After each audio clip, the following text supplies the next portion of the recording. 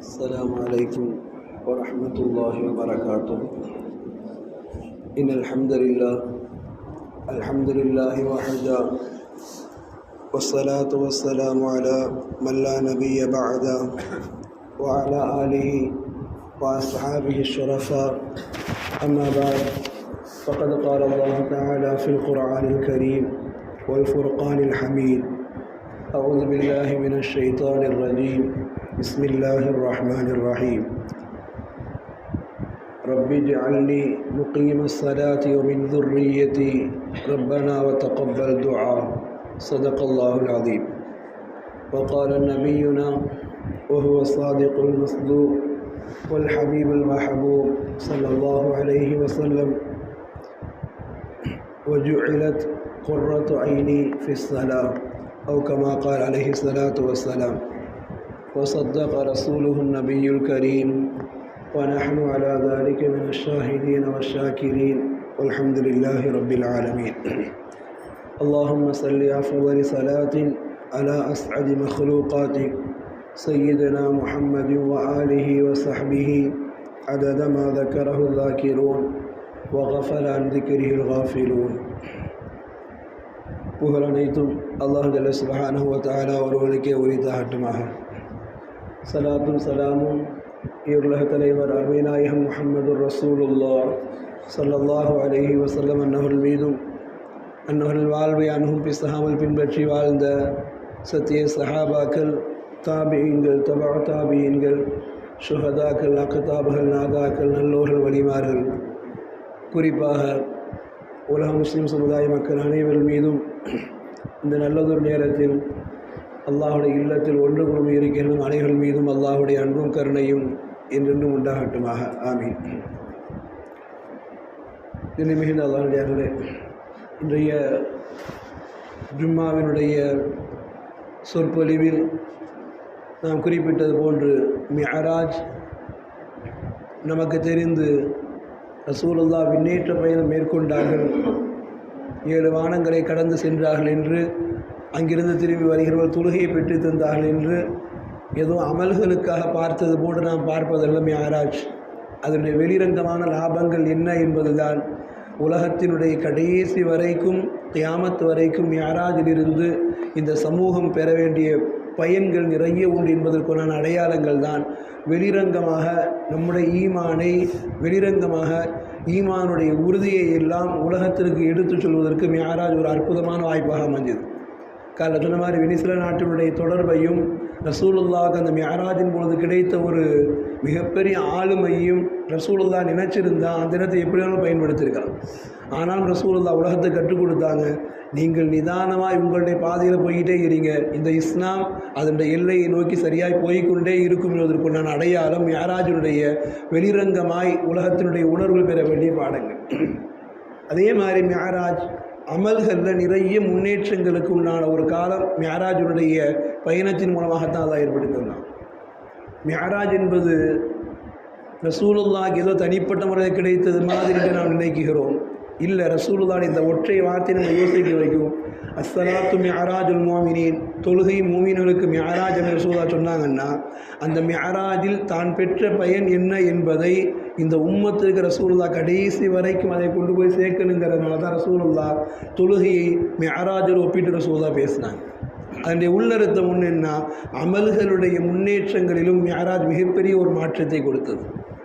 நாம் பொதுவாக சொல்லலாம் இல்லையா, எல்லா அமல்களும், நோன்பு நமக்கு கிடைத்தது, அல்லாஹ் குத்திப அலைக்கும் சியாம் என்று அல்லாஹ் சொன்னான். ஹஜ்ஜு நமக்கு கடமையாக்கப்பட்டது, அல் ஹஜ்ஜு அஷ்ஹுரும் மஅலூமாத், அல்லாஹ் குர்ஆனுடைய வசனங்கள் மூலமாக, வஹீயின் மூலமாக அல்லாஹ் கடமையாக்கி தந்தான். ஜக்காத் நமக்கு கடமையானது, எல்லாம் குர்ஆனுடைய வஹீயின் மூலமாக அல்லாஹ் நமக்கு நோன்பு, ஜக்காத், ஹஜ்ஜு என்று எல்லாத்தையும் கடமையாக்கினான். ஆனால் அல்லாஹ் ரப்பல் ஆலமீன் தொழுகையை ஏன் மிஅராஜிற்கு சென்ற இடத்தில் அல்லாஹ் கொடுத்தான், மிஅராஜிற்காக ஏன் அழைத்து சென்றான், எல்லாவற்றையும் பார்த்து விட்டு ஏன் தொழுகை அல்லாஹ் கொடுத்தான் அப்படிங்கிறதுக்கு நிறைய விளக்கங்கள் சொல்லுவாங்க. அவ்வளோ உயர்ந்த இடத்துல போய் அல்லாஹ் தொழுகையை கொடுக்கணும், இந்த ஒரு அமலை மட்டும் ஏன் அல்லாஹ் அவ்வளோ உயரத்தில் போய் கொடுக்கணும் அப்படின்னு நிறைய விளக்கம் சொல்லுவாங்க. அதில் ஒரு 2 விஷயங்கள் மட்டும் நம்முடைய சிந்தனைக்கு தேவையான விஷயங்கள், நிறைய விளக்கங்கள், அதை மட்டுமே பார்த்துக்கிட்டே இருந்தால் நேரங்களுடைய காலங்கள் அருமை கருதி 2 விஷயங்கள். முதல்ல ஒரு விஷயம் சொல்லுவாங்க, எல்லா சமுதாயத்தினரும் உலகத்தில் வாழ்ந்தார்கள், அல்லாஹ்விற்கு பிடித்தமானவர்களாக வாழ்ந்தார்கள், பிடித்தமான அமல் செஞ்சாங்க. நல்லவர்களும் வாழ்ந்தார்கள், கெட்டவர்களும் வாழ்ந்தாங்க. நல்லவர்களிடம் நல்ல அமல்கள் இருந்தது. ஆனால் எல்லா அமல்களுமே அல்லாஹ் சொன்னால் செஞ்சோம் அப்படிங்கிறதோட அந்த அமல்கள் முடிந்தது. அல்லாஹ் சொன்னோம் செஞ்சோம் அப்படிங்கிற மாதிரி அந்த அமல்கள் முடிந்தது. ஆனால் அல்லாஹ் ரப்புல் ஆலமீன் இந்த தொழுகையை மட்டும் இந்த அமல் நாம் சொல்லுவோமே இல்லையா, நான் 4-5 இடத்துக்கு போய் பார்த்துட்டேங்க, ஆனால் அங்கே இருக்கிற மாதிரி மற்ற இடம்லாம் என் மனசுக்கு ஒப்பல்லை சொல்லுமா இல்லையா. நானும் 4-5 வகையாக வெரைட்டியாக பார்த்துட்டேங்க, இங்கே சாப்பிட்ட டேஸ்ட்டு அங்கே இல்லை, நமக்கு பிடிச்ச மாதிரி ஓடுதுன்னு சொல்லுவோமா இல்லையா. அது மாதிரி அல்லாஹ் சொல்கிறா, நீங்கள் உலகத்தில் என்ன அமல் செஞ்சாலும் இதை நெருக்கத்துக்கு உண்டான அடியார்கள் தான். ஆனால் எப்போவுமே கண் பார்வையில் இருக்குகிற, என்னை சுற்றி வானுலகத்தில் நடந்து கொண்டிருக்கிற இந்த உயர்ந்த மலக்குமார் செய்கிற அமல் அது உலகத்தில் யாருக்கு நான் கொடுக்கல. எல்லாரும் அமல் செஞ்சுருக்கிறாங்க. ஆனால் என்னை சுற்றியே நடந்து கொண்டிருக்கிற என் கண் பார்வையிலே இருக்கிற எனக்காக வேண்டி அமல் செய்கிற இந்த மலக்குகளுடைய அமல் எந்த சமுதாயம் செய்யலை. அதனால் அவங்க செஞ்ச அமலெல்லாம் நான் சொன்ன பூமியில் கொடுக்கப்பட்ட அமல், பூமியில் செஞ்சு முடித்து நன்மையை வாங்கினாங்க. ஆனால் நீங்கள் மட்டும்தான் நோன்பு தக்காத் ஹஜ் எல்லாம் உங்களுக்கு பூமியில் நான் வார்த்தையாய் கடமை செய்கிறீங்க. தொழுகை மட்டும்தான் என்னோடு உலாவி கொண்டிருக்கிற, என் நெருக்கத்தில் சுற்றி கொண்டிருக்கிற, என்னை பார்த்து அன்போடு அமல் செய்து கொண்டிருக்கிற இந்த மலக்குகளுடைய அமலுக்கு ஒப்பீடாய் உங்களுக்கு நான் தொழுகையை தர்றேங்கிற உணர்த்துறதுக்காக வேண்டிதான் மிஅராஜில் கூப்பிட்டு போய் அல்லாஹ் ரப்புல் ஆலமீன் இங்கு நடைபெறுகிற அந்த அமல் நீங்களும் பூமியில் போய் செய்யுங்கன்னு அல்லாஹ் ரப்புல் ஆலமீன் அமல்களுடைய உயர்வை சொல்லுகிற இடத்துல நாம் தொழுகையில் இருக்கிற போது நமக்கு வர வேண்டிய சிந்தனை, இந்த அமல் ஏதோ பூமியில் இருந்த எந்த சமுதாயம் செய்யாத அமல் இல்லை, சொல்லப்போனால் மலக்குமார்கள், உயர்ந்த மலக்குமார்கள்லாம் செய்கிற ஒரு அமலை அல்லாஹ் ரப்புல் ஆலமீன் நமக்கு கடமையாக்கி இருக்கிறான் என்கிற பொழுது நாம் அவர்களை விடவும் அல்லாஹ்விடத்திலே நேசமானவர்களாய், அல்லாஹ்விடத்தில் அன்பிற்குரியவர்களாய் மாறுவதற்காக வேண்டிதான் அல்லாஹ் ரப்புல் ஆலமீன் அவங்க செய்கிற அமலை நமக்கு தந்திருக்கிறான்னு நினைக்கிறோம் இல்லையா.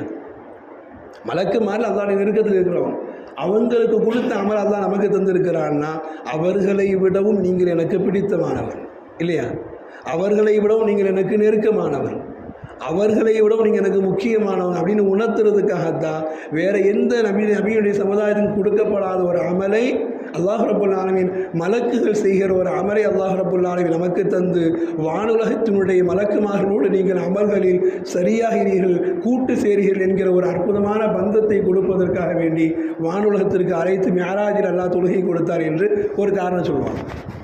இதை கேட்குறவங்க நமக்கு எவ்வளோ பெரிய சந்தோஷம். உலகத்தில் எத்தனை நபிமார்கள், 1,24,000 பேர் நபிமார்கள் வந்த இடத்துல எந்த நபியின் உம்மத்தையும் அல்லாஹ் இவ்வளோ நேசிக்கல. அவன் நேசித்ததினால்தான் எல்லா சமுதாயத்துக்கும் கொடுத்த மாதிரி நோம்பு உங்களுக்கு உண்டு, பூமியில் செய்துக்கோங்க, ஹஜ்ஜு உங்களுக்கு உண்டு, பூமியில் செஞ்சுக்கோங்க, ஜக்காத் உண்டு, பூமியில் கொடுத்துக்கோங்க. ஆனால் தொழுகையை மட்டும் என்னுடைய மலக்குமாக என் கண்பார்வை செய்கிற மாதிரி ஒரு அமலை நீங்கள் உலகத்தில் போய் செய்யுங்கன்னு கொடுத்துருக்கிறான்னா நம்மை அவர்களை விடவும் அல்லாஹ் நேசிக்கிறாங்கிற ஒரு அடையாளம். பெருமக்கள் இன்னொரு அடையாளம் சொல்லுவாங்க, தொழுகை அல்லாஹ் கொடுத்தான். இது ஒரு அற்புதமான விஷயம் ஒன்று, அல்லாஹ் கொடுத்தான். ஆனால் சொல்லுமா இல்லையா, ஏதாவது ரொம்ப மனசுக்கு பிடிச்சமான பார்க்க போகிறோம், போகும்போது நம்ம என்ன செய்வோம், எங்கேயோ இருப்பார் அவர், எங்கேயோ நம்மகிட்ட ஃபோனில் சொல்லியிருப்பார், எனக்கு உங்கள் ஊருடைய அந்த ஸ்வீட்டு பிடிக்குங்கன்னு சொல்லியிருப்பார், எனக்கு உங்கள் ஊருடைய அந்த பொருள் பிடிக்குங்கன்னு சொல்லியிருப்பார், எனக்கு உங்கள் ஊருடைய அந்த ஆடை பிடிக்குங்கன்னு சொல்லியிருப்பாரா இல்லையா. நமக்கு ஞாபகத்துக்கு அவர் ஞாபகம் நம்ம அந்த ஊரை கிராஸ் பண்ணும்போது அவருக்கு அந்த பொருளை வாங்கிட்டு ஒரு சர்ப்ரைஸாக போய் கொடுப்போம். இவ்வளோ சந்தோஷத்தை நான் சும்மா பேச்சுக்கு தாங்க சொன்னேன், இதெல்லாம் நான் எதிர்பார்க்கலைங்க அப்படின்னு சொன்னாலும் அவர் பரவாயில்ல நம்மளை தேடி வாங்கிட்டு வந்திருக்கிறாரு. அது மாதிரி சிதறத்துல் முன்தஹாவை கடந்து நபிகள் பெருமானா ஸல்லல்லாஹு அலைஹி வஸல்லம் போகிற பொழுது ருக்கூவில் இருக்கிற மலக்குகளை பார்த்து ரசூலுல்லாஹ் அப்படியே ஆசைப்பட்டாங்க, இவ்வளோ பெரிய உன்னதமான அமல் செய்கிறாங்க, இவ்வளோ பாக்கியமான அமல் செய்கிறாங்க அப்படின்னு ரசூலுல்லாஹ் ஆசைப்பட்டாங்க. சஜிதாவிலேயே வீழ்ந்து கிடக்கிற மலக்குகளை பார்த்து ஆசைப்பட்டாங்க, இவ்வளோ பெரிய ஒரு அமல், அல்லாஹ் அக்பர், அல்லாஹுக்கு முன்னாடி சஜிதாவிலேயே கிடக்கிறாங்களே, அல்லாஹுக்கு முன்னாடி சஜிதாவிலேயே வீழ்ந்து கிடக்க பெரிய பாக்கியமாக நினைக்கிறாங்களே, இது மாதிரி அமல் யாருக்கு கிடைக்கும். அத்தஹியாத்திலேயே இருக்கிற ஒரு மக்கள், துஆவிலேயே இருக்கிற மலக்குகள், அல்லாஹுடைய பயத்தோடு நடுநடுங்கி கொண்டே நிற்கிற படைகள், சஃபன் சஃபாவாக நிற்கிற மலக்குகள் என்று எல்லாத்தையும் ரசூலுல்லாஹ் பார்த்துட்டு போகிறாங்க. ரசூலுல்லாஹ் பார்க்க பார்க்க அல்லாஹ் பொறுக்கி வைக்கிறான். இது என் ஹலீலுக்கு தேவை, இது என் நண்பருக்கு தேவை, இது என் நண்பருக்கு தேவை, இதை அவர் ரசிக்கிறார், ரசித்தவருக்கு நான் கொடுக்க வேண்டும் என்று எதையெல்லாம் ரசூலுல்லாஹ் ரசித்தார்களோ, தனித்தனியாய் ருக்கு செய்து கொண்டிருந்த, தனித்தனியாய் சஜிதா செய்து கொண்டிருந்த, தனித்தனியாய் நிலையில் நின்று வணங்கி கொண்டிருந்த, தனித்தனியாய் அத்தஹியாத்தில் உட்கார்ந்திருந்த தனித்தனி தனித்தனி தனித்தனி அமல்களை அல்லாஹ் ஒன்று சேர்த்து பொறுக்கி கொடுத்து உங்களுக்கு ஒரே அமலாய் கூட்டாய் ஒரு 5 நிமிஷத்தில் 10 நிமிஷத்தில் இவங்க காலம் முழுக்க நிற்கிற அமலை ஒரு 10 நிமிஷத்துக்குள்ள ஒரு 4 ரக்காத்தில் ஒரு 8 சஜிதாவாக, ஒரு 4 ருக்குவாக, ஒரு 4 கியாமாக, ஒரு அத்தஹியாத்தாக நீங்கள் அத்துணையும் செய்திட முடியும். சொல்லுமா இல்லையா? ஸ்வீட்டு எல்லாம் பிடிக்கணும், தின்னா திகட்டிடும். ஆனால் கொஞ்சம் கொஞ்சமாக தின்னா திகட்டா. சஜிதாவிலேயே இருந்தால் திகட்டி போயிடும், திகட்ட தேவையில்லை, அளவாய் செய்யுங்கள். ருக்குவிலேயே இருந்தால் திகட்டி போயிடும், திகட்ட தேவையில்லை, அளவாக செய்யுங்கள். கியாமிலேயே நின்றிருந்தால் உங்களுக்கு திகட்டி போயிடும், திகட்ட தேவையில்லை, அளவாய் நில்லுங்கள். ஃபாத்திஹா ஓதுங்க, துணை சூரா ஓதுங்க, 3 முறை ருக்கு செய்யுங்க, 3 முறை தஸ்பீஹோட சஜிதா செய்யுங்க, அத்தஹியாத்தில் உட்காருங்க. 10 நிமிஷத்தில் முடிச்சிருங்க. அந்த 10 நிமிஷத்தின் சுவையில் அவர்கள் கியாமத் வரை செய்கிற அந்த சுவையினுடைய இன்பத்தை உங்களுக்கு அவ்வளோ இலகுவாய் ஆக்கி தந்திருக்கிறேன் என்று நபிகள் விரும்பினார்கள், ஸல்லல்லாஹு அலைஹி வஸல்லம் விரும்பினார்கள். விரும்பியதை அல்லாஹ் ரசூலுல்லாஹ்வுக்கு முஹப்பத்தோடு கொடுத்தான். நீங்கள் விரும்பினதை நான் உங்களுக்கே தர்றேன், நீங்கள் தனித்தனி பார்ட்டாக பார்த்தீங்க, நான் ஒட்டுமொத்த கலவையாக உங்களுக்கு தர்றேன்னு அல்லாஹ் தொழுகை கொடுப்பதினால் அங்கே விண்ணேற்றத்திற்கு அழைத்து சென்று மிஅராஜில் அல்லாஹ் கொடுத்தான் என்கிற அற்புதமான பாடத்தை, இந்த 2 விஷயங்கள் போதும் இல்லையா? இந்த 2 விஷயங்கள் போதும். தொழுகை நாம் வாழ்க்கையில் விடவே கூடாது நினைக்கிறது. இதோட வேறு எதுவும் மேராஜுக்கு தேவையில்லை. இந்த 2 விஷயம் திரும்ப நினைச்சா போதும். அல்லாஹ் அக்பர். ரசூலுல்லாஹ் நேசித்ததை அல்லாஹ் தந்திருக்கிறான் என்றால் மலக்குகளை விடவும் அவர்களுடைய அமல்களை விடவும் ரசூலை நேசித்த அந்த அல்லாஹ் ரசூலின் உம்மத்தையும் நேசித்ததினால்தான் தொழுகையை உம்மத்துக்கு கொடுங்கன்னு அல்லாஹ் சொன்னான் இல்லையா? நம்மளை அவ்வளோ நேசிக்க போய் தான் அல்லாஹ் நமக்கு தொழுகையை தந்தான் நினைக்கிற பொழுதும் அந்த மலக்குகள் செய்து கொண்டிருக்கிற அமலை அங்கே வந்து பார்த்து நீங்கள் எடுத்துக்கொள்ளுங்கள் என்று தருவதற்காக அல்லாஹ் அழைத்திருக்கிறான் என்றால் இந்த 2 நினைச்சா போதும். வாழ்க்கையில் நமக்கு தொழுகை கல்லாவே ஆகாது, வாழ்க்கையில் நமக்கு தொழுகை தப்பியே போகாது, சுபுஹ் கூட தப்பாது. இது நமக்கு சிந்தனைக்கு வருவது கிடையாது. அதனால் நமக்கு தொழுகையினுடைய இன்பம் தெரியாததினால் தொழுகை என்ன பெரிய தொழுகை அப்படின்னு நாம் நினைக்கிறோம். ரசூலுல்லாஹ் ரொம்ப கவலையோடு சொன்ன விஷயம், மறுமையில் ஒரு அடியான் அவன் மறுமையில் போய் நிற்கிற போது ரொம்ப கவலைப்படுற ஒரு இடம். இந்த நேரத்தில் நான் ஒரு சஜிதா செஞ்சிருக்கிறாமே, தப்பி போன நன்மையை நினைத்து கவலைப்படுவான். தப்பி போன நன்மைக்கு இந்த இடத்துல ஒரு சஜிதா செஞ்சிருக்கிறான். ஒரு கபரை கடந்து போகிற போது ரசூலுல்லாஹ் சொன்ன வார்த்தை நமக்கு சிந்தனைக்காக நான் தருகிறேன். இதான் நான் சொன்னேன், காலையில் ஜும்மா சொன்னதெல்லாம் வெளிரங்கமான லாபங்கள். எப்படி அமல்கள் மிஅராஜ் தூக்கி வந்து நிப்பாட்டி இருக்கிறது என்பதற்குள்ள அடையாளம். ஒரு கபரை கடந்து போகிற ரசூலுல்லாஹ் சொன்னாங்க, இப்போ இவருக்கு எது கிடைச்சா ரொம்ப கோடி ரூபாயை விட பிரயோஜனமாக இருக்குன்னு கேட்டாங்க. சொல்லுவாங்க சஹாபாக்கள், எது ரொம்ப பிரயோஜனமாக இருக்குன்னு கேட்டாங்க. சஹாபாக்கள் தெரியல யார சொல்லலாம் என்று சொல்கிறத சொல்ல சொன்னாங்க. ஒன்றுமில்லை, ஒரு 2 ரக்காத் தொழுதலுடைய நன்மை கிடைத்து விட்டால் போதும், அவரை கபருக்குள்ள பெரிய இன்பம் கிடைச்சிருந்தாங்க சொல்லுவாங்க. அப்போ நமக்கு கிடைக்க பெற முடியாத ஒரு பாக்கியம் நாளை கபரிலும் மறுமையிலும் நாம் யோசிக்கிற ஒரு பெரிய மன வருத்தத்திற்குண்டானது என்னென்னா, ஒரு 2 ரக்காத் இந்த நேரத்தை தொழுது இருக்கலாமே இல்லையா? சும்மா தான் ஒரு ஃபோனை பார்க்கலான்னு உட்காந்துருப்போம். ஒரு 5 நிமிஷம் நான் பார்த்துட்டு வர்றேன்னு போனவன் தான் 2 மணி நேரம் ஃபோனை விட்டு வெளியே வர முடியாது. இன்றைக்கி சைத்தான் அந்தளவுக்கு வச்சுருக்கலாம். நான் சும்மா தாங்க ஒரு ஆப்பை பார்க்க தான் போனேன், அது மொத்தமாக ஆப்பு வச்சிருச்சு. இந்த மாதிரி 2 மணி நேரத்துக்கு தூக்கி சாப்பிட்ருவேன். நாம் யோசித்து வருத்தப்படுவோம், இந்த 2 மணி நேரம் ஃபோனுக்கு கொடுக்க முடிஞ்சு நம்மளால் ஒரு 2 நிமிஷம் நம்மளால் தொழுக முடியலையேன்னு யோசிக்கிற இடத்துல அங்கே அது மெய் ஞானம். அந்த ஞானத்தை உணர வேண்டுமானால், அந்த ஞானத்தினுடைய இன்பத்தை நாம் பெற வேண்டுமானால் நம்முடைய நஃப்ஸுக்கு நாம் கொஞ்சம் கொஞ்சமாக பாடம் கொடுக்க வேண்டும். இது நாம் விரும்பி கேட்டது அல்ல, இது நமக்கு அதை பற்றி ஒன்றுமே தெரியாது. உண்மையாக தானே தொழுகிறோம், தொழுகையில் எந்த நீயத்தோடு தொழுகிறோம், தொழுகையினால் எந்த லாபத்தை பெற்றிருக்கிறோம் யாராவது சொல்ல முடியுமா? தொழுகையினால் எந்த லாபத்தை பெற்றிருக்கிறோம் யாராவது சொல்ல முடியுமா? நான் என் பிறந்ததுலேருந்து அல்ஹம்துலில்லாஹ் நான் ஒரு 40 வருஷம் 60 வயசு ஆகுது, 40 வருஷம் விடாமல் தொழுதுருக்குறேன். என்னங்க லாபம் சொல்ல தெரியாது. தொழுதுருக்கிற ஏதோ நல்லா இருக்குது, தொழுதோட ஒரு சந்தோஷம் வருது, தொழுதோன்னு அப்படி ஒரு ஆத்ம திருப்தி கிடைக்கிது, அதுவா தொழுகை? 40 வக்து நான் விடவே தவறதே கிடையாதுங்க. அப்போ தொழுகையில் என்ன கிடைக்கணும் இல்லையா? தொழுகிற ஃபஜ்ருலாம் தொழுகிற, தஹஜ்ஜுலாம் தொழுகிற, நஃபில தொழுகிற, துஹா தொழுகிற, எல்லாம் தொழுகிற. ஒரு நாள் தொழுகிற கணக்கே இல்லைங்க. சரி தொழுது என்ன இன்றைக்கி அதான கேட்குறாங்க. தொழுகாதவர்கள் தொழுது கேட்குறாங்க. நீ இத்தனை வருஷம் தொழுது என்ன லாபத்தை பார்த்து கேட்குறாங்க. நாம் என்ன சொல்கிறோம்? நான் அல்லாவுக்கு பொருத்தமாக தொழுதாங்க, அல்லா சொன்ன கடமையை தொழுதாங்க. இதான் தொழுகை. இதுதான் தொழுகையினுடைய லாபம். உலகத்திலேயே ரசூலுல்லா மட்டும்தான் சொன்னாங்க தொழுகையினா என்ன கிடைக்கணும்னு ரசூலுல்லா மட்டும்தான் சொன்னாங்க. ஏன்னா அவர்கள் மட்டும்தான் மிஅராஜில் சென்று பார்த்து வந்ததினால் இந்த உம்மத்திற்கு தெளிவாய் சொன்னது ரசூலுல்லா மட்டும்தான் சொன்னாங்க. உலகத்தில் வேறு யாரும் சொல்லலை. எல்லா சஹாபாக்களும் அவ்வளோ உயிரோட்டமான தொழுகை தொழுதாங்க. ஆனால் ரசூலுல்லா மட்டும்தான் சொன்னாங்க உலகத்தில் 3 விஷயம் எனக்கு பிடிக்கும், பெண்கள் பிடிக்கும், எனக்கு அத்தர் பிடிக்கும் சொல்லி ரசூலுல்லா 3வது அடையாளம் சொன்னாங்க. ஓ ஜுஇலத் குர்ரத்து ஐனி ஃபி ஸலா, என்னுடைய தொழுகையில் தான் எனக்கு கண்குளிர்ச்சி இருக்குதுன்னாங்க ரசூலுல்லா. இந்த பதில் உலகத்தில் யாராவது யோசிச்சுட்டு போமா? இந்த உலகத்தில் 90 வயசு வாழ்ந்துருப்போம், அதில் அல்லா கொடுத்த 70 வயசு வாழ்ந்துருப்போம், இன்றைக்கி 40-50 வயசு வாழ்ந்துக்கிட்டு இருக்கிறோம். யாராவது என் தொழுகையில் எனக்கு கண்குளிர்ச்சின்னு சொல்ல முடியுமா? சொன்னால் என்ன கண்குளிர்ச்சி திரும்ப கேட்டால் பய சொல்ல தெரியாது. அதான உண்மை. தொழுகை என்னங்க கண்குளிர்ச்சி சொல்ல தெரியாது. இந்த கேள்வியை சஹாபாக்கள் காலம் கடந்து இப்னு அத்தாவுல் அஸ்கந்தரி சிக்கந்தரி ரஹ்மஹுல்லா அவர்கள் பெரிய தாபி வாழ்ந்து அவருடைய காலத்தில் போய் கேட்டாங்க. ரசூலுல்லா மிஅராஜுக்கு போயிட்டு வந்த பிறகு உம்மத்துக்கு தொழுகையெல்லாம் கடமைன்னு சொன்னாங்க. சொன்ன ரசூலுல்லா எனக்கு தொழுகையினால் என்ன லாபம் என்று சொல்கிற பொழுது குர்ரத்து ஐனி ஃபி ஸலா, எனக்கு தொழுகையில் கண்குளிர்ச்சின்னு சொன்னாங்களே, அந்த கண்குளிர்ச்சினா எப்படி இருக்கும்னு கேட்டாங்க. கண்குளிர்ச்சினா முதல்ல என்னன்னு கேட்டாங்க.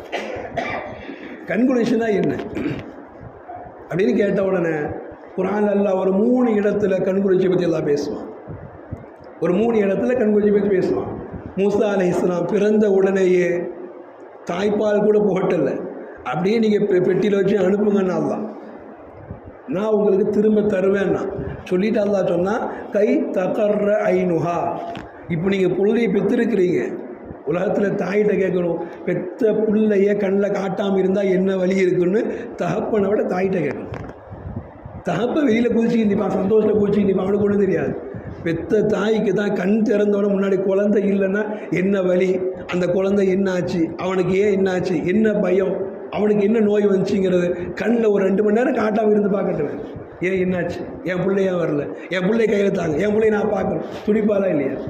பார்த்ததுக்கு பிறகு தான் அவள் பெற்றெடுத்த வலியின் வேதனை அத்துணையும் மறந்து, கிழித்தெடுக்கப்பட்ட வேதனை அத்தனையும் மறந்து, ஒரு துளி கண்ணீரில் அல்லாஹ் என் பிள்ளையை பார்த்துட்டேங்கிற சந்தோஷத்தில் அவள் உயிரே நிறைஞ்சு போயிடும் இல்லையா? அவள் மனமே நிறைஞ்சு. அப்படி தானே அல்லாஹ் மூசா நான் தாய்க்கு சொன்னான், பிள்ளையை பெற்றெடுத்துட்டீங்க, பால் போட்டெல்லாம் நேரம் இல்லை, அனுப்பிவிடுங்க பெட்டியில் வச்சு. ஆனால் அனுப்பிவிடுற உங்களுக்கு திரும்ப நான் தருவேன்.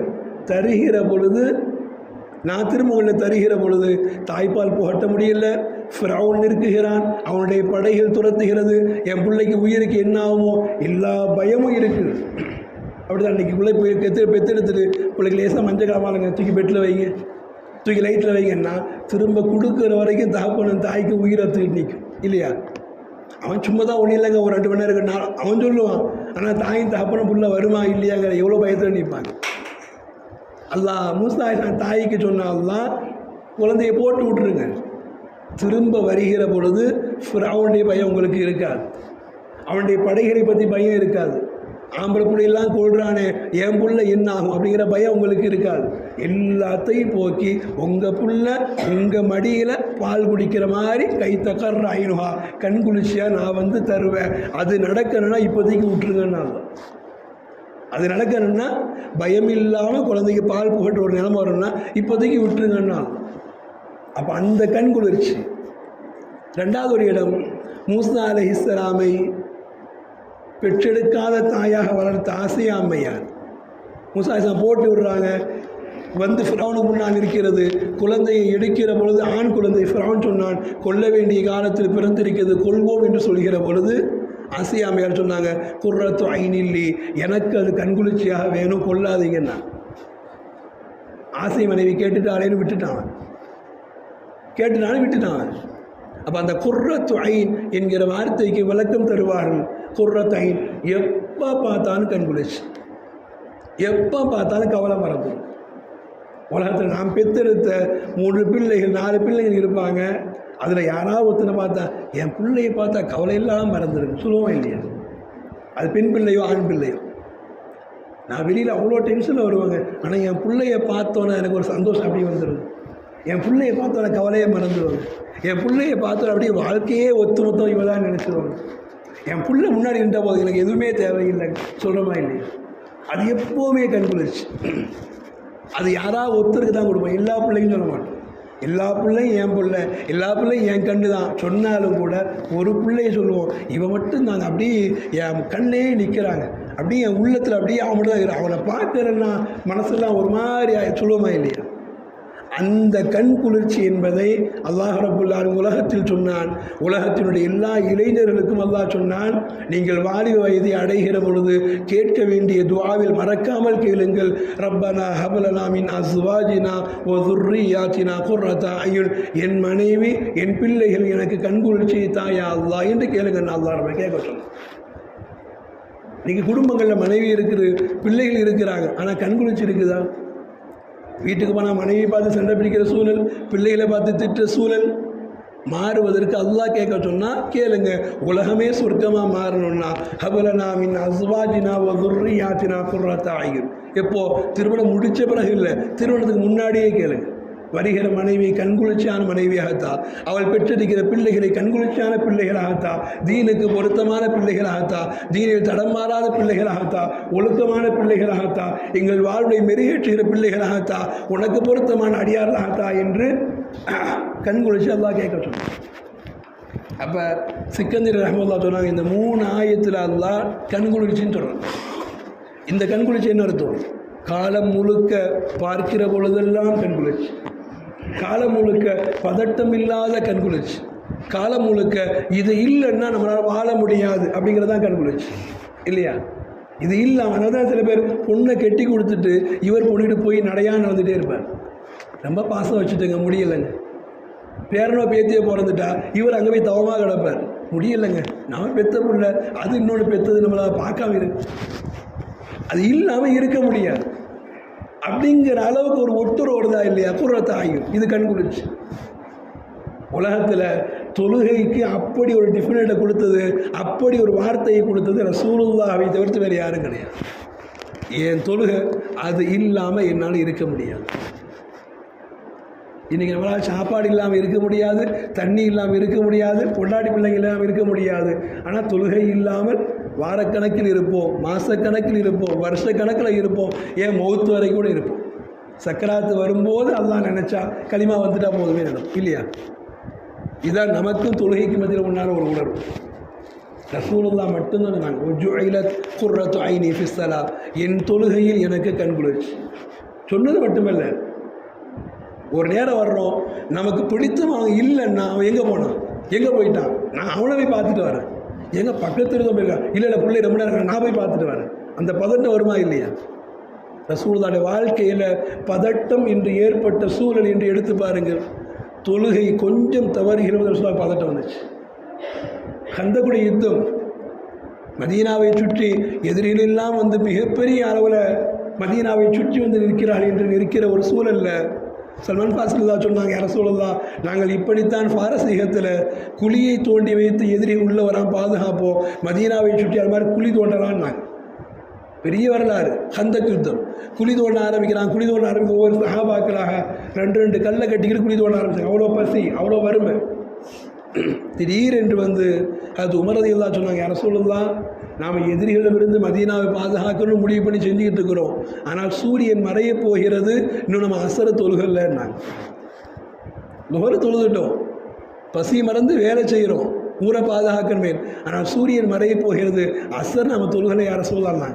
ரசூலுல்லாஹ் அப்படி ஒரு நிமிஷம் அப்படி தன்னை மறந்து கேட்டாங்க, உண்மையாவான்னு கேட்டாங்க.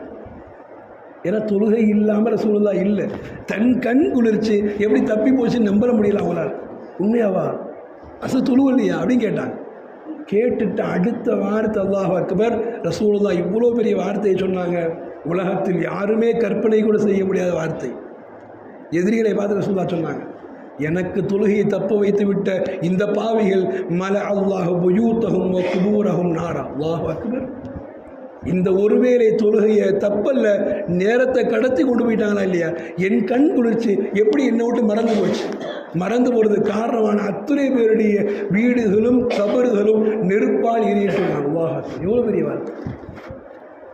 ஏன்னா அந்த பதட்டம், என் தொழுகையை தப்ப விட்டுட்டான பாவி, ஊரை காப்பாற்றுறது நான் முக்கியம்தான், அல்லாவுக்காக வேண்டி ஜிஹாத் செய்யணும் முக்கியம்தான்.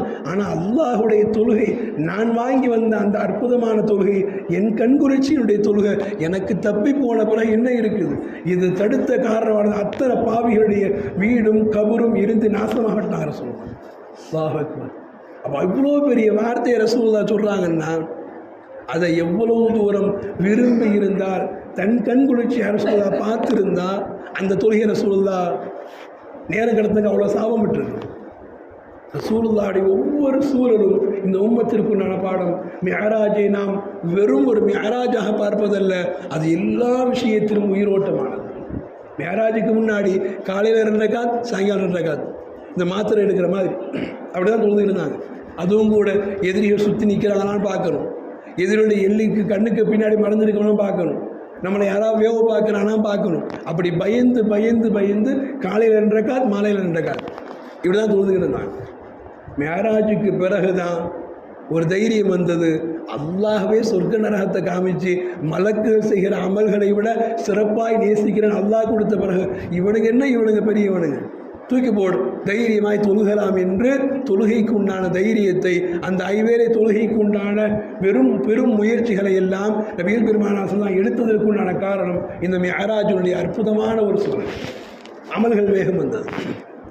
இன்றைக்கி அந்த மிஅராஜை கேட்கிற நமக்கு கேட்குறமா, நாளைக்கு மீண்டும் அதே மாதிரி தொழுகையை விட்டுட்டு போய் உட்கார ஆரம்பிச்சோம். எல்லாம் பாதுகாக்க வேண்டும். தொழுகையினுடைய கண் குளிர்ச்சியை இந்த உம்மத்து உணர ஆரம்பித்து விட்டால் எல்லா அமல்களை விடவும் நேசிக்க ஆரம்பிப்பாங்க. எல்லா அமல்களை விடவும் நேசிக்க ஆரம்பிப்பாங்க. ஏன்னா தொழுகையினுடைய ஒவ்வொரு அடையாளமும் அல்லாஹ் விரும்பி தந்தது. தொழுகையினுடைய ஒவ்வொரு அங்க அடையாளமும் அது அல்லாஹினால் ரசிக்கப்படுகிறது. அதை ரசூலுல்லாஹ் சொன்னாங்க, நீ தக்பீர் கட்டிட்ட, அல்லாஹு அக்பர் அப்படின்னு தக்பீர் கட்டிட்ட அந்த நிமிடம் முதல் அஸ்ஸலாமு அலைக்கும் வரஹ்மத்துல்லாஹ் என்கிற அந்த நொடி வரையும் நீ அல்லாஹோடு பேசுகிறன்னா. நோன்பைக்கிற நம்ம அல்லாவோட பேசுகிறேன்னு ரசூலுல்லாஹ் சொல்லவே இல்லை. நோம்பால விரும்புகிறாங்க வேறு, அல்லாஹ் விரும்புகிறா வேறு. நோன்பு வைக்கிற அல்லாவோட பேசுகிற ரசூலுல்லாஹ் சொல்லலை. ஜக்காத்து கொடுக்குற அல்லாவோட பேசுகிற ரசூலுல்லாஹ் சொல்லலை. ஹஜ்ஜி செய்கிறவங்க அல்லாவோட பேசுகிற ரசூலுல்லாஹ் சொல்லலை. ஆனால் தொழுகைக்கு நீ தக்பீர் கட்டிட்டா, நீ சொல்கிற பிஸ்மில்லாஹில் ஆரம்பித்து அஸ்ஸலாமு அலைக்கும் என்கிற கடைசி சொல் வரை அல்லாஹுவோடு பேசுகிறாய். நாங்கள் சொல்லுவோம், யுனாஜி ரப்பா, உன் ரப்போடு பேசுகிறாய். உன் ரப்போடு பேசுகிறாய். அந்த ரப்போடு பேசுகிற பொழுது உனக்கு என்னென்ன ஆசை உண்டோ எல்லா ஆசையோடு ரப்போடு பேசுகிறான். தொழுகை நாம் முடிச்சுட்டு கேட்குற துவா தான் தொழுகன் இல்லை. தொழுகையில் நாம் நினைக்கிற எல்லா ஹலாலான சிந்தனைகளையும் அல்லாஹ் கபூல் செய்கிறான். நம் தொழுகையின் மூலமாய் நம் ரப்புடைய நெருக்கத்தை ஆசைப்படுகிற இடங்களில் அல்லாஹ் ரப்புல் ஆலமீன் நம்முடைய சிந்தனையை கபூல் செய்து தந்து அருள்பாலிக்கிறான். தொழுகை அவ்வளோ பாக்கியமானது. நாம் அதை உணராததுனால தான் இன்றைக்கி ஏதாவது ஒன்று செய்யணும்னா உடனே யாருக்கா நோய் உடம்பு சரியில்லை, நான் ஒரு 10 நாள் நோன்பு வைக்கிறேங்க அப்படி கஷ்டப்பட்டு நோன்பு வைக்கிறோம் இல்லையா? யாருக்கா முடியல, நான் எங்கள் அத்தாக்கா உம்ரா செய்கிறேன், எங்கள் அம்மாக்கா உம்ரா செய்கிறேங்கிறோம், சதக்கா கொடுக்குறோங்கிறோம், எல்லாம் செய்கிறோம். அல்லாஹ் சொல்கிறான், உனக்கு உண்டான கஷ்டம் என்று வருகிற பொழுது நேர சஜிதாவில் வந்து விழு, நான் உனக்கு உதவ தயாராக இருக்கிறேங்கிறான். ஒரு அடியானுக்கு நான் ரொம்ப நெருக்கமாய் உதவி செய்ய நான் முற்படுகிற தருணம் எது தெரியுமா? நீ வைக்கிற நோன்பை விட, ஜக்காத்தை சதக்காவை விட, ஹஜ்ஜை விட நீ சஜிதாவில் விழுந்துட்டன்னா அக்கரபு சாஜித். அல்லாஹ் சொல்கிறான், ரப்புஹு அக்கரபு சாஜித். அல்லாஹ் ரொம்ப நெருக்கத்தில் வந்துடுறாங்க. நம் நோயில், நம் கவலையில், நம் சந்தோஷத்தில், நம்முடைய எதிர்பார்ப்புகளில், நம்முடைய தேவைக்காக வேண்டி, நம் சமுதாயத்திற்காக வேண்டி இன்றைக்கி என்னென்னலாம் செய்ய நினைக்கிற இடத்துல தொழுகை சரியாக இருந்தால் நம்மை பார்த்து எதிரிகள் பின்வாங்கி ஓடுவார். இன்றைக்கி அவன் நம்மளாம் துரத்துற அவனும் பெருசாலாம் துரத்தலை. அவன் துரத்துல சொல்கிறான், பள்ளியில் சத்தமாக மைக்க வைக்காதேங்கிறான், பள்ளி கட்ட போனால் கட்டாதேங்கிறான். ஏன்னா அவன் தெரிஞ்சு வச்சுருக்கிறான், இவன் பள்ளி கட்டினானா அல்லாவுடைய ரஹமத்தோடு இணைஞ்சிடான்னு அவன் தெரிஞ்சு வச்சுருக்கிறான். அவன் தொழுக ஆரம்பித்தால் அல்லாவுடைய நெருக்கத்தோடு வந்துடும் அவன் தெரிஞ்சு வச்சுருக்கிறான். ஆனால் நமக்கு தான் தெரியல, தொழுகையின் சுவையும் தெரியல, ஏன் தொழுகிறவங்களும் தெரியல, தொழுகையினால் என்ன லாபத்தை பெற்றிருக்கிறோன்னு தெரியல. அல்லாஹ் அக்பர். ஆயிஷா ரலியல்லாஹு படுத்து கிடந்த ரசூலுல்லாஹ் ஆயிஷா ரலியல்லாஹு எழுப்பி கேட்டாங்க. இந்த வார்த்தையெல்லாம் நம்ம யோசிக்க வைக்குது. கேட்டாங்க, அத்தஅதனி, எனக்கு அனுமதி தருகிறாயா, ஐய அபுத லி ரப்பி, என் ரப்பை நான் வணங்க வேண்டும், அனுமதி தருகிறாயான்னு கேட்டாங்க. எப்போ? நடுநிசி நேரம், நல்ல ஆழ்ந்த தூக்கம். தன் மனைவியை எழுப்பி கேட்டாங்க, ஆயிஷா நான் தொழுக நினைக்கிறேன், என் ரப்பை வணங்க நினைக்கிறேன், எனக்கு அனுமதி தர்றாயான்னு கேட்டாங்க. அல்லாஹ் அக்பர். அப்படின்னு அர்த்தம், சிந்தனை வந்து விட்ட பிறகு உலகம் மறந்து போயிடுது. சிந்தனை வந்த பிறகு தூக்கம் மறந்து போயிடுது. தூக்கத்தில் இன்பம் இல்லை, உணவில் இன்பம் இல்லை, பக்கத்தில் இருக்கிற மனைவியிடம் இன்பம் இல்லை, எனக்கு அதையெல்லாம் தாண்டி அல்லாஹோடு பேசும். ஒரு 2 தொழுதுற மாட்டேறான் என்று யோசிக்கிற அந்த சிந்தனையினுடைய கண் குளிர்ச்சியை நபிகள் பெருமானார் மட்டும்தான் இந்த உம்மத்துக்கு தெளிவாக சொல்லி தந்தாங்க. என் தொழுகையில் எனக்கு கண் குளிர்ச்சி இருக்கு, அதை என் உம்மத்தை அடைய வேண்டும், அதை என் உம்மத்தை அடைய வேண்டும். அதுதான் ரசூலுல்லாஹ் சொன்னாங்க, தொழுகையில் ஆக உயர்ந்த தொழுகை, ஆக உயர்ந்த தொழுகை நாம் அல்லாஹ்வோடு பேசுகிறோம் என்கிற உணர்வோடு பேசுகிறோம். நீ நம்ம தக்பீர் கட்டின உடனேயே நம் மனைவி கண் முன்னாடி, நம் பிள்ளைங்க கண் முன்னாடி தக்பீர் கட்டின உடனே பிள்ளை இதை வாங்க சொல்லிச்சு, வீட்டில் அதை வாங்க சொன்னாங்க, தொழு முடிஞ்சு அங்கே போகணும் அப்படிங்கிற அத்தனை டைரக்ஷன் வந்துடுது. அல்லாஹ் மட்டும்தான் வர்றதில்லை இல்லையா? எல்லா டைரக்ஷனும் உள்ளே வந்துடுது. இங்கே தொழு முடிஞ்சு அங்கே போகணும், தொழு முடிஞ்சு இங்கே போகணும், இவரை பார்க்கணும், அவர்கிட்ட ஃபோன் பேசணும், எல்லா டைரக்ஷனும் உள்ளே வந்துடுது. உயர்ந்த தொழுகை நீங்கள் அல்லாஹோடு உரையாடுகள் என்கிற சிந்தனையோடு, தாழ்ந்த தொழுகை குறைந்தபட்ச அளவு சொல்லுமா இல்லையா? டேய் நீ சரியாக செய்யல, பின்னாடி தான் நிற்ப, அவன் பார்க்குறான்னு பயத்தோடையாக தொழு, அது குறைந்தபட்ச அளவு. உன்னை திருத்துவதற்கு, நம் தொழுகையை சரி செய்வதற்குண்டான அடையாளம், குறைந்தபட்ச அடையாளத்தில் அவன் முன்னாடி நிற்கிறோம், அவன் நம்மளை பார்க்குறான். மலக்குகளை மட்டும் அவன் பார்க்கவில்லை, 7 வானங்கள் 7 பூமியை பார்க்கிற ரப்பிற்கு முன்னால் இருக்கிறேன், அவன் என்னை பார்க்கிறான் என்று நினைக்கிற பொழுது குறைந்தபட்ச அளவு ஒரு வாத்தியாருக்கு நினைக்கிற பயம் வருமா இல்லையா? வாத்தியார் காசோடு வெளியில் போயிட்டா ஆடுவோம், வாத்தியார் உள்ளே வந்துட்டா தன்னறியாக பயம் வரும்.